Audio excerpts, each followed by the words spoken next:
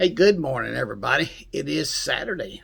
We are at the end of the week, getting ready to start a brand new week tomorrow. I hope that you're safe and well and blessed. I hope that you've had a good week thus far. I want to take a moment to remind you that tomorrow morning, our worship services in person at 9 o'clock in Verdon, also at 10:30 in Girard. We'll also have our online service at 10:30 in Girard. So I hope that you are making plans to be at one place or the other. We still are social distancing, but we are also singing. We still have to wear our masks, which is okay. I get it. We should all get it for now, but the time is coming when we can take those masks off and be able to sing again. We can also get to recite the Lord's Prayer together. The one thing that we're not doing is passing anything from hand to hand. There's no bulletins.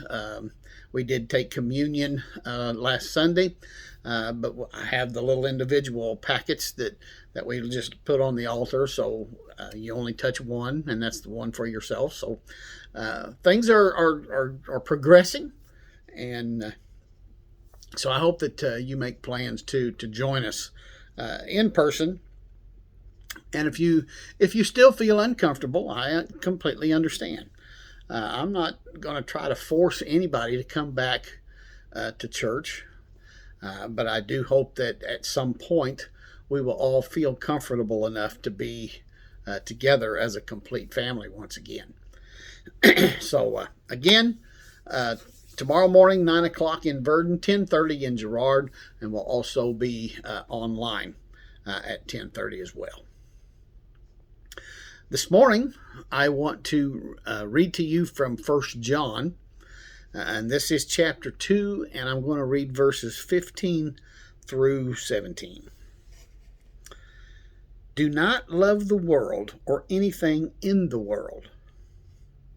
If anyone loves the world, the love of the Father is not in him. For everything in the world, the cravings of sinful man, the lust of his eyes, and the boasting of what he has and does, comes not from the Father, but from the world. The world and its desires pass away, but the man who does the will of God lives forever. Hallelujah. This is the word of the Lord. May it bless, convict, encourage, enlighten, and empower its hearers this morning.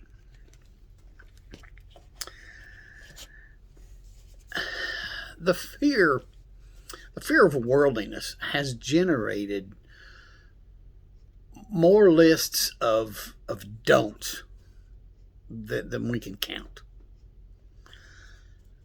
For some early church fathers, worldly practices to be avoided included such things as bathing and even being in the presence of a person of the opposite sex.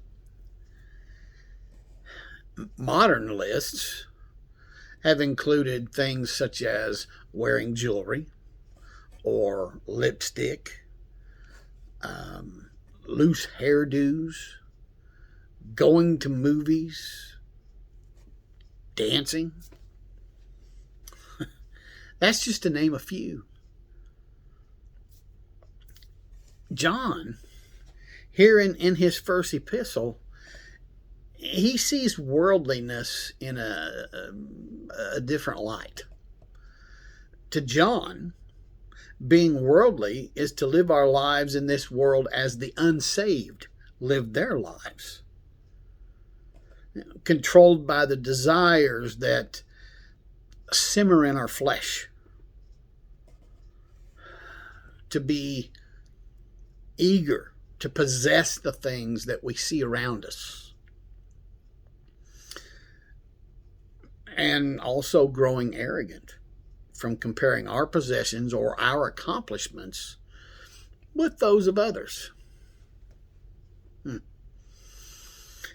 Some people think that worldliness is limited to external behavior.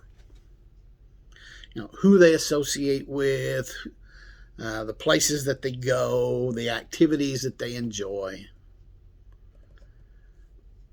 But we need to understand this morning that worldliness is also internal, because it begins in the heart and it is characterized by three attitudes: the cravings of sinful men and women, the lust of their eyes, and the boasting of what they have and what they do.